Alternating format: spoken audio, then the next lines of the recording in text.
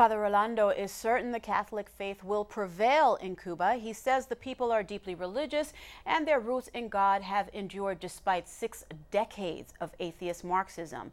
The editor of Nuestra Voz, Jorge Dominguez, is a renowned expert on Cuba and especially the Catholic faith in the country, and he joins us now. Jorge, always a pleasure, and I'm looking forward to getting your insight on this. Having listened to Father Rolando, does the church stand on more steady ground under Cuba's new president, Miguel Diaz-Canel? It's hard to tell, Liz. The new president, at the beginning, he's not going to have a lot of space to maneuver because he has to make the old guard happy. The second thing is, recently in Cuba, there are 2 things that were very disappointing. One is they came out with new bylaws about artists and artistic activities in the island, and they are very, very restrictive. Like anything that you do in the any artist do, and it's not controlled by the state, could be considered a crime, things like that. On the second hand, the new President Diaz-Canel, he made a speech this week in the Congress of Cuban Journalists, and it was a depressing speech to hear, in the sense that he was asking for obedience more than anything else. So in that sense, I don't think that in the immediate future, the Catholic Church is going to have more space in Cuba. Now, it seems, though, that the bishops are not deterred. They are still using their voice. They're speaking out strongly in support of the beleaguered church in Nicaragua. Now, what are they saying about that violence?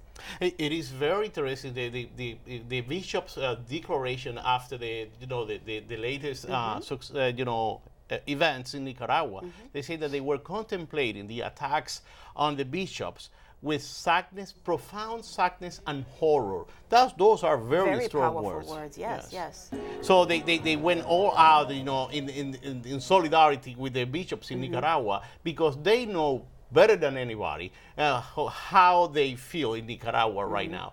Now, the problem here is that, as Father Montes was saying, the bishops have access to the media just when the state, which controls all the media in Cuba, authorize the bishop to speak on the radio or on TV. Whenever you do a declaration, of course, this declaration of the bishops was just a communique. That was not on the radio or on the TV.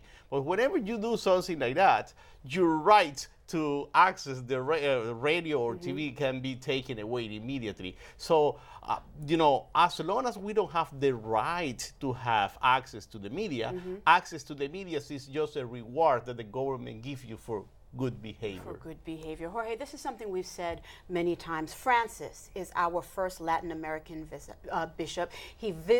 Pope, that is. He visited Cuba. And what steps could he take to address the unrest? The unrest in Nicaragua, you mean? In Nicaragua, yes.